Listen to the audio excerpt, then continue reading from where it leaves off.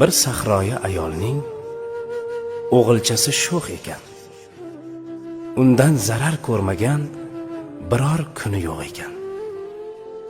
Qozondagi taomin tepib qochib ketarkan, meshidagi suvini sepib qochib ketarkan. Qarg'ar ekan onasi qilolmasdan epini, qirqib qochganida kir yoyadigan ipini.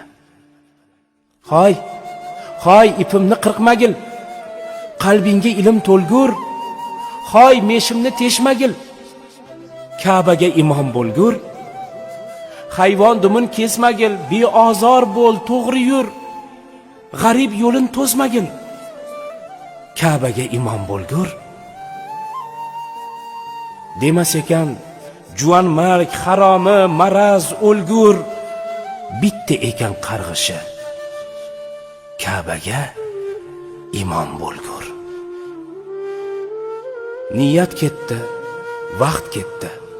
Misli yel yo shabada shu ayolning shu o'g'li imom bo'ldi Ka'baga.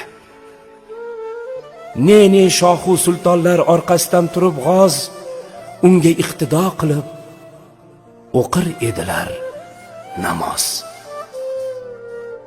Bolangizni so'kmangiz, duo qiling bolani.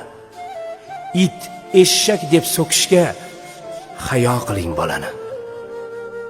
Rasululloh dedilar, yuzlaridan yog'ib nur.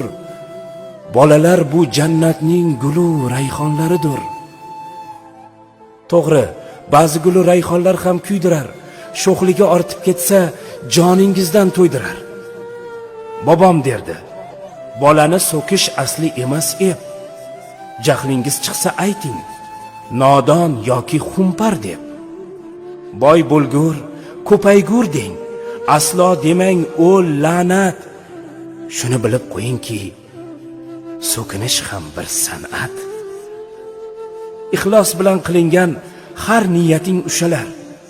Har gapga ko'kda amin deb turar farishtalar. It desangiz it bo'lib, o'zingizni qopadi. Eshakdan eshak, har kim o'z tilidan topadi. Farzandingiz bilan el faxrlanib yashasin. It eshak fe'llaridan Parvardigor asrasin. Olim, shoir, hunarmand, polvon bo'lsin bolalar. Yurtga kerakli halol inson bo'lsin bolalar. Bolangizni so'ksangiz, poshsho bo'lgur deb so'king. Olim bo'lgur, Xizrga oshno bo'lgur deb so'king. Tildan chiqqan har so'zda ma'rifat ziyo bo'lsin. Hatto so'kishingiz ham yaxshi bir duo bo'lsin.